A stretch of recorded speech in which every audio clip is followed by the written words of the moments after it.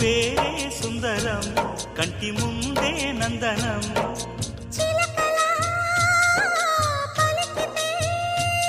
ఉండిపోదా సంబరం గుండె కాదా మందిరం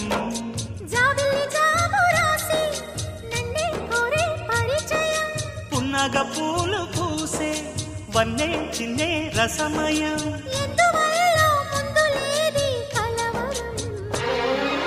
అగిరి పడిన పెదవికేంటి అర్థం అడుగుతాని